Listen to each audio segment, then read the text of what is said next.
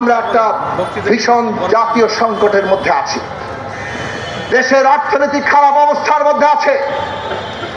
দেশের রাষ্ট্র ব্যবস্থা এখনো বিপর্যয় কাটিয়ে সোজা হয়ে দাঁড়াতে পারেনি। আমাদের মৌলিক সংস্কার দরকার, আমাদের সমস্ত হত্যাকাণ্ডের বিচার দরকার এবং এই সব কিছু থেকে উত্তরণ ঘটাতে হলে আমাদের নির্বাচন দরকার, গণভোট এবং জাতীয় নির্বাচন, যেটা একই সাথে সংবিধান সংস্কার পরিষদের নির্বাচন এবং জাতীয় সংসদ নির্বাচন।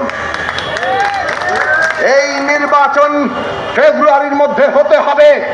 যারা বিচার সংস্কার নির্বাচনের পথরেখাকে ভুলণ্ঠিত করতে চান, নির্বাচন পিছিয়ে দিতে চান, তারা বাংলাদেশের জাতীয় স্বার্থের বিরুদ্ধে দাঁড়িয়ে যাবেন। জনগণকে ঐক্যবদ্ধ করে সেই সমস্ত ষড়যন্ত্র আমাদের রুখে দিতে হবে। আজকে সেই শপথ আপনারা গ্রহণ করুন এবং সেই শপথ যদি আমরা ঠিক মতো নিতে পারি, যত ষড়যন্ত্রই হোক, শেখ হাসিনা ওই ভারতে বসে যে ষড়যন্ত্রই করুক না কেন, যত আতঙ্ক সৃষ্টি করার চেষ্টা করুক না কেন, আমাদের জনগণের ঐক্যবদ্ধ শক্তি, জুলাইয়ের শহীদদের রক্তের ঋণ আমরা যারা বহন করি, তারা এই সমস্ত ষড়যন্ত্র মোকাবেলা করে আগামী দিনে বাংলাদেশের গণতান্ত্রিক ব্যবস্থা প্রতিষ্ঠা করব, নির্বাচন সফল করব, সেই অঙ্গীকার আমরা ঘোষণা করছি। আমাদের মার্কা মাথাল, মাথালের জয় হবে। সবাই মাথালটা একটু উঁচু করে দাঁড়ান।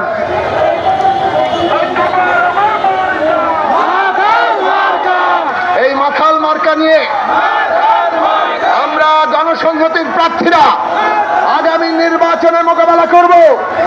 এই দেশের জনগণের প্রতি আমরা আহ্বান জানাই, জনগণের বৃহত্তর স্বার্থের বাইরে স্লোগান থামান, স্লোগান থামান, বসে পড়ুন।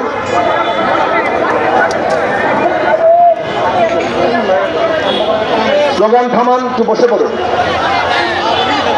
আমরা এই মাথাল মার্কা নিয়ে গণসংহতির প্রার্থীরা আগামী নির্বাচনে অংশগ্রহণ করবে। আমরা জনগণের কাছে আহ্বান জানাই, আমাদের প্রতিষ্ঠা লগ্ন থেকে জনগণের বৃহত্তর স্বার্থের বাইরে আমরা অন্য কোন স্বার্থ নিয়ে এক পদক্ষেপও নেই নাই।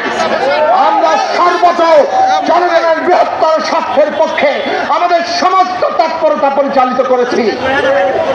আর সে কারণে আজকে বাংলাদেশের মানুষের বৃহত্তর স্বার্থ এগিয়ে নিতে, আমাদের দেশে ন্যায় বিচার প্রতিষ্ঠা করতে, খেটে খাওয়া মানুষের ন্যায্য হিস্সা প্রতিষ্ঠা করতে, দেশের সকল শ্রেণী, ধর্ম, বর্ণ, জাতি, লিঙ্গীয় পরিচয় নির্বিশেষে সকল মানুষের মর্যাদা অধিকার প্রতিষ্ঠার লক্ষ্যে, আমাদের দেশের ঘৃণার রাজনীতির বিরুদ্ধে, দেশের লুটপাটতন্ত্র অবসানের কারণ লক্ষ্যে, দুর্নীতির অবসানের লক্ষ্যে, এই দেশের স্বাধীনতা, সার্বভৌমত্ব এবং মর্যাদা প্রতিষ্ঠিত সমুন্নত রাখার লক্ষ্যে আপনারা বাংলাদেশে যেমন একটা গণতান্ত্রিক রাজনৈতিক বন্দোবস্ত প্রতিষ্ঠার পক্ষে এগিয়ে আসবেন, অন্যদিকে মাথাল মার্কায় ভোট দিয়ে মাথালের লোকজন প্রতিনিধিদেরকে জয়ী করে আপনারা আগামী দিনে বাংলার মানুষের সংগ্রামকে এগিয়ে নেবেন।